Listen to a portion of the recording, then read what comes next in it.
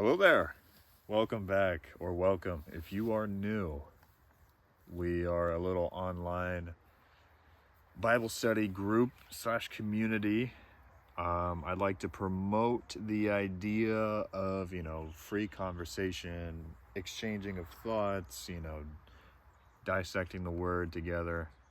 I've been reading a chapter out of the book of Acts every day. Today we're on Acts 23. We're picking up Paul is being released from, hold on, pause. So he was bound and brought to some Roman barracks, and he says, I'm a Roman citizen. So they saw that he was Roman, and the Romans wanted to understand why he was being accused by the Jewish people, so they released him, commanded the chief priests and their council to appear, and brought Paul down and set him before them. So Paul is about to be in front of a Jewish council. We'll read that. We'll read the plot against Paul, sent to Felix, and that's a short chapter. Anyways, but I've been trying to share something, and I wanted to share something that just popped into my mind. I had a conversation with my friends.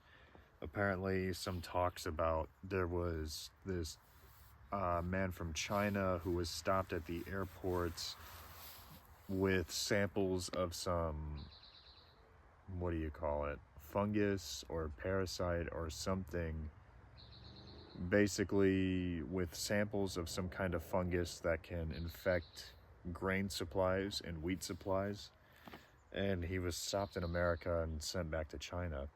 And I was thinking to myself, well, that's kind of a pretty alarming thing to happen. Not ideal by any means whatsoever. And then we started talking about, my friend's brother works for a big multi-billion-dollar grain company, and they started buying up grain silos in Canada from the U.S. And I was thinking, that's kind of strange. Some things are going on in the woodworks that we don't know of. And this whole idea of these globalists, the World Economic Forum, this like Illuminati, Bilderberg group, as daunting as it may be to think about how these people are in control of the world and everything, whatever they think they are, it doesn't matter. My only response to all of those thoughts was, Christ is returning. Jesus Christ will return. That's a fact. It's not a matter of opinion. It's not a matter of, maybe he's going to, no, he's going to return. He's going to return with his army. And whatever the devil and his people think they can get away with now, they won't get away with then. So whatever happens, whatever happens is going to happen. You know what I mean? The CIA is going to keep trying to kill the president, just like they killed JFK and the FBI killed Martin Luther King and took over governments in other countries. China's going to try and, harm America. War is going to go on in Ukraine, whatever. It's going to happen. But Christ will return. You know what I mean? It's that's all that matters. That's it. Christ will return. Christ will return, and he will bring judgment. And everybody who is involved with all that kind of stuff, who scoff at the idea of God and Christ because they think they are God, well, they're going to be in for a very bad morning or afternoon or time in general. Or maybe not even out of time, because eternity is outside of time. They're just going to have a bad, experience. I kind of stumbled there, but I couldn't contain my excitement.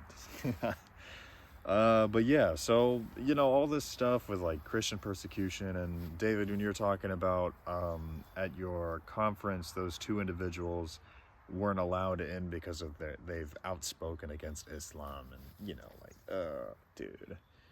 And I was reading through a little bit of the Talmud, which is a law book for the Jewish, followers, and some of the stuff that I read in there is very alarming, incredibly alarming. The Talmud, there are some things in the Talmud, like it is lawful for a Jew to fornicate with a minor if they are under 9 years old. It was saying mean things about Gentiles, like Gentiles prefer intercourse with cows and things like that. Like, oh my gosh, man. Whatever. Who cares? They can think whatever they want. They can do whatever they want. Obviously, it's their free will in action. But Christ will return. I mean, whether they like that or not, it doesn't matter. The truth is not going to adhere to their feelings. I told one of my friends, I was telling him, like, Jesus Christ was a real person. He's a real historical figure of our history. He is real. He really did live on this earth with us. And now, people argue that he's not God. I know he's God. But he was real. God incarnate. Really born of a virgin woman, meaning there was no earthly father. He really did live. He really did die on a cross. He really was buried. And he really did come back to life 3 days later and ascended to heaven. His body is not on the earth. It's not. It's in heaven. He's in heaven. Like, this really happened. And we're all going to die someday. And whatever is waiting for us on the other side is not going to adhere to what we want to believe. It's not. It's just going to be. And when we come face to face with it, it's going to be what it is. And the most reliable person on the matter of the afterlife is Jesus Christ. Because he is, well, one, he's God incarnate. And two, he died and came back to life. Like, and then went up into heaven, up into the clouds. Like, what? It's all cut and dry. Like, that's it. Story closed. Game over. That's it. It's all done. You know what I mean? And he walked away from the conversation. But it's true. And one thing that I have to point out is whatever you choose to believe doesn't matter. Because what's waiting for you on the other side will not adhere to what you want to believe. It's not going to be like, oh, you don't believe me? Sorry. No. Absolutely not. That's not how it works. And it never will. It's going to be what it is. Because it is what it is. He is who he is. You know what I mean? But anyways, Christ will return. And we have the truth that has been revealed to us. Amen. Glory to God. Am I right?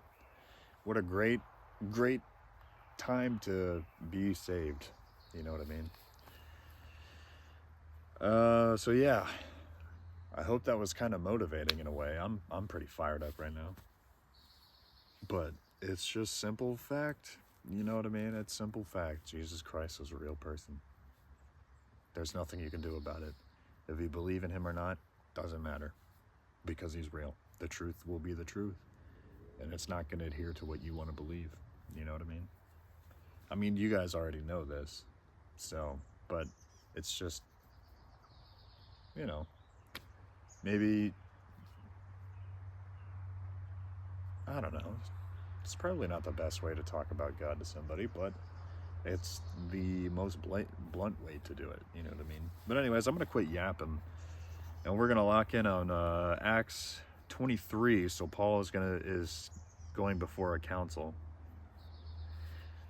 Then Paul, looking earnestly at the council, said, "Men and brethren, I have lived in all good conscience before God until this day."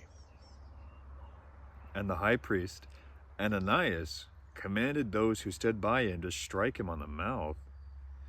Then Paul said, God will strike you, you whitewashed wall, for you sit to judge me according to the law, and do you command me to be struck contrary to the law? Excuse me.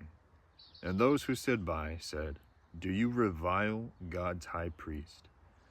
Then Paul said, I did not know, brethren, that he was the high priest, for it is written, you shall not speak evil of a ruler of your people. But when Paul perceived that one part were Sadducees and the others Pharisees, he cried out to the council, Men and brethren, I am a Pharisee, the son of a Pharisee. Concerning the hope and the resurrection of the dead, I am being judged.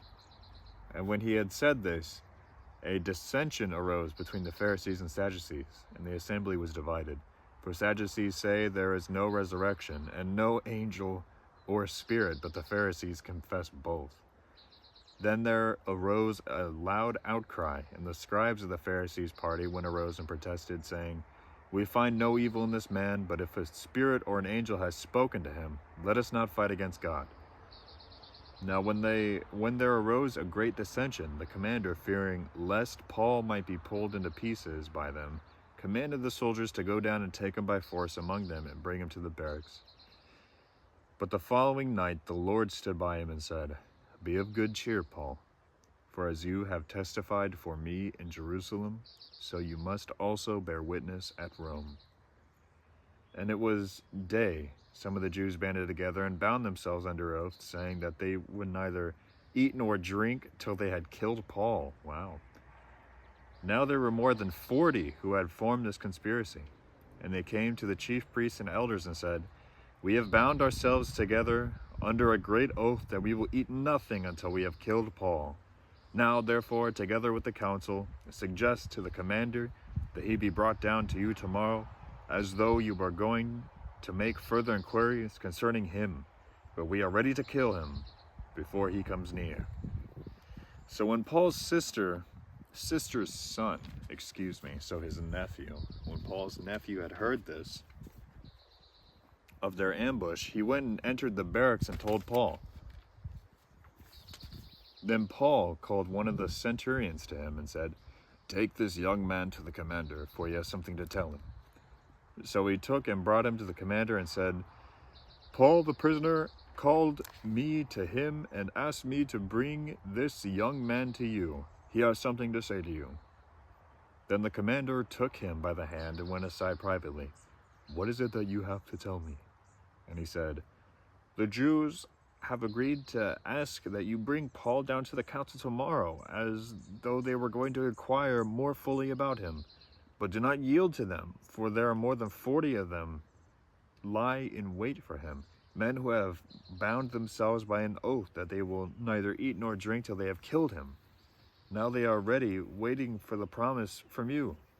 So the commander let the young man depart and commanded him, Tell no one that you have revealed these things to me.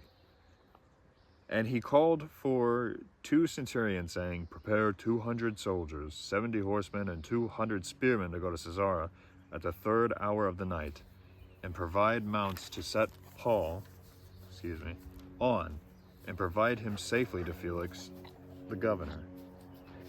He wrote a letter in the following manner, Claudius Lysias, to the most excellent governor Felix, Greetings. This man was seized by the Jews and was about to be killed by them. Coming with the troops, I rescued him, having learned that he was a Roman. And when I wanted to know the reason they accused him, I brought him before the council. I found out that he was accused concerning questions of their law. Stop. Come on, man. But nothing had charged against him deserving of death or chains. And when it was told me that the Jews lay in wait for the man, I sent him immediately to you, and also commanded his accusers to state before you the charges against him. Farewell. Then the soldiers, as they commanded, took Paul and brought him by night to Antipatris. The next day they left the horsemen to go on with him and returned to the barracks. When they came to Caesarea, they had delivered the letter to the governor. They also presented Paul to him. And when the governor had read it, he asked what province he was. And when he understood that he was from Cilicia, he said, I will hear you when your accusers also have come. And he commanded him to be kept in Herod's praetorium. That was Acts 23. A lot of things are going down for Paul right now, unfortunately. I haven't heard from Peter in a while, though, now that I think about it. We will see how this goes and how this ends. Tomorrow will be 24, Accusus edition. I don't really have much else, so until then, we'll see ya.